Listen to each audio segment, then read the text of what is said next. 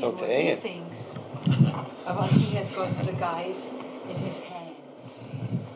Ian's thoughts. He got Ronnie, he got Chris, and Terenzo. What's the Yeah, difference? 3 very different athletes yeah. and different bodies. It's interesting. Very different bodies, each one of them. So for me, I get the pick of the bunch really, because they're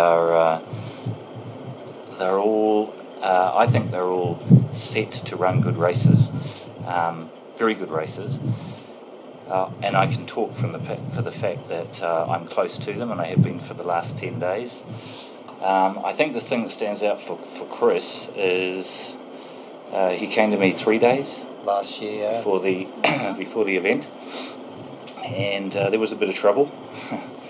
and he gets flexible. I know this. So there were things that had to be fixed. Yeah.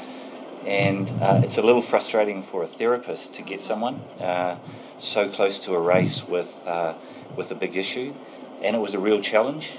We admitted that we had 3 days to do it, but we gave it a good go. I think we were working till 10:30 the night before the race, and I could feel Chris's apprehension about it, and almost sort of panic going with 3 days to go. But we worked pretty hard, and when I put in, so I can relate this year to last year, and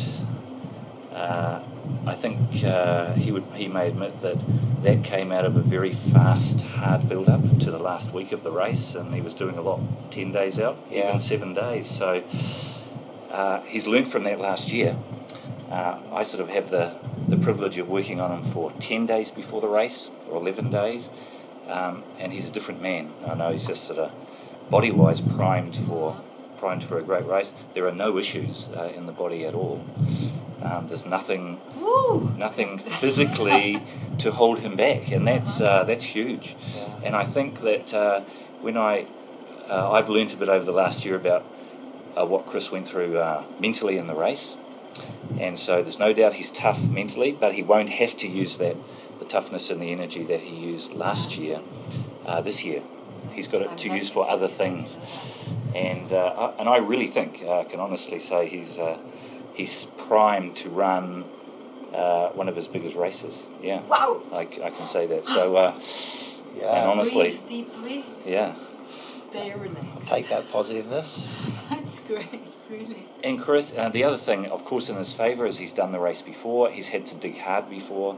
He's had to overcome that injury last year, and it was hot last year as well. And to finish fourth, I think, is an amazing result. I'm excited about seeing what happens in the race. He's different to Ronnie, and he's talked about how he's different body-wise. He's a big guy, and people have not ridden him off, but said he's limited in his run. He's very strong on the bike because of his build, and he would be limited on his run, but I think he's probably primed to have a really great run off the bike this year as well. So, and Terenzo, he's at 25, he's a baby, really, and an amazing talent. I know Chris recognises that. Talent personified, Terenzo. Yeah. And he's quite an exceptional young man, really, in every respect. Genetically very gifted, and young but mature, sort of beyond his years in lots of ways. Still a lot to learn, and he's learning his craft, but thankfully he's got guys like Chris who take him under their wing and just protect him and teach him a little as well. He's a young guy but with huge potential, and once again he's put a lot of hard work into this year. He's learnt a lot from last year, and people probably aren't aware of what he went through to finish the race last year.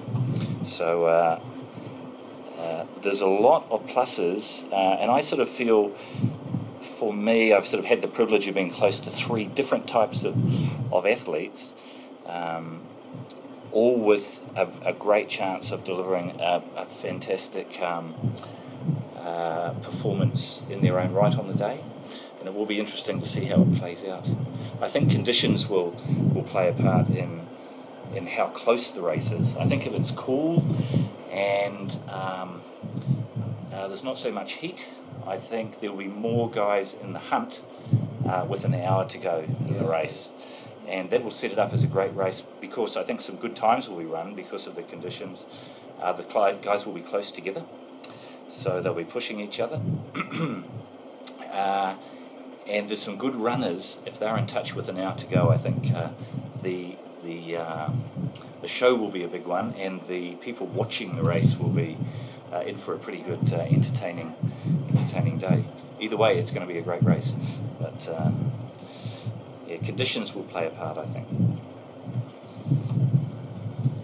What are the main criteria you assess a body? The differences? How do you? Well, every body is different, and every body is different. So, if it makes sense. So, there's things that we should be getting from athletes within the last week of the race, and that's the ability to switch off muscles at a deep level, at a neuromuscular level, because we can do superficial work for a month and not really get much of a deep release, and so set up a potential for a lot of power to be delivered. Some people I know get a massage for a month, and I might see them a week before the race, and they're in not very good shape, really. So it's about how you approach the muscles. Neuromuscularly, we can get a good deep release, and it switches the engine of the muscle on, the very deepest part of the muscle, the belly, and that is where the energy is delivered. The hydration is one of the pivotal parts to the equation, because if you don't have the hydration, nothing can be delivered anywhere to the muscle or anywhere in the body, organ tissue, muscle tissue. It's absolutely critical. Yeah. But every body type is different. That's the amazing thing about working with these guys. And they push their bodies to the limit. So I get to see them before and after a pretty amazing build-up, and then performance as well. This point's okay? Yeah. This is just resetting his nervous system. He should sleep really well tonight, no matter what happens tomorrow night.